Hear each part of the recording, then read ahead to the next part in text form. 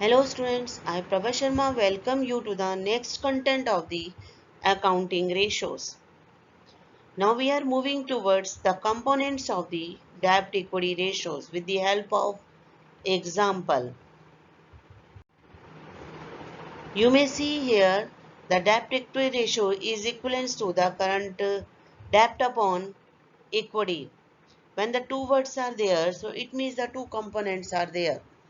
So the one is debt, second is equity. How will you calculate the debt? Debt is equivalent to the long-term borrowing funds. And the equity word is referring to the shareholder funds. Shareholder funds, that means as per the balance sheet, the share capital and plus all the reserve and surplus will be added here. Money received against share warrant is not in your syllabus, but it is a part of the balance sheet and it is a part of the formula. But in your examination, only the share capitals and the reserve and surplus will be evaluated. Share capital word is referring to equity shares capital as well as to the preference shares capitals. So how will you calculate the another formulas for deriving the shareholder funds? Mean the non-current assets plus working capitals minus the non-current liabilities. It means you may have to make additions of the all the assets non-current and plus current, then minus the current liabilities and then minus the non-current liabilities, and the results may be derived. So it means these are the techniques which you may use for deriving the shareholder funds. Now the working capitals, how will you calculate if it is required? That means current assets minus current liabilities. So the formula is debentures is equivalent, debt is equivalent to debentures plus any kind of long-term borrowings. Time period should be more than the 1 year. So I think this formula will help you to make the relationship between the borrowed funds and the owner's fund. Here the one example is given with the help of the balance sheet. You may see here when the balance sheet is given, at the top is the shareholder fund is listed. It is consisting with the two words share capital and the reserve and surplus.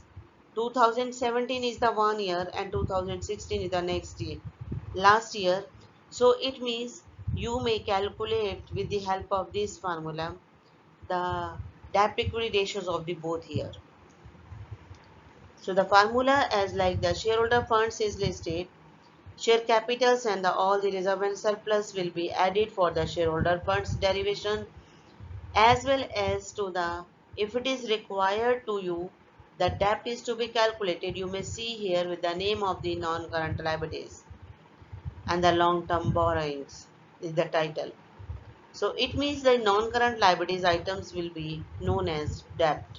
So the boths are coming from the balance sheet called as balance sheet ratios.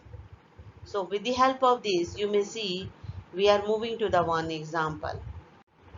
Now the solution of this, the debt equity ratios, out of the balance sheet you may observe the debt is equivalent to long-term borrowing and the long-term borrowings you may observe related with the 9 lakh.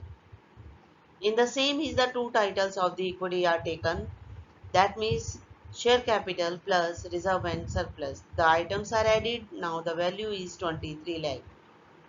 Then calculate the ratios. 9 lakh upon 23 lakh means debt upon equity ratio is 0.39 is 1. So what does it mean? The ratio is, that means debts are very less, means that 30 approximately is the 39% of the equity. So here the items are listed as the shareholder funds in the balance sheet, share capital, reserve and surplus, are to be added. Next is the non-current liability. Long-term borrowings, long-term provisions, and the other long-term items related to the liability side are to be added. So I think these are the techniques which you have to use for finding out the debt equity ratio. Thank you. Thank you.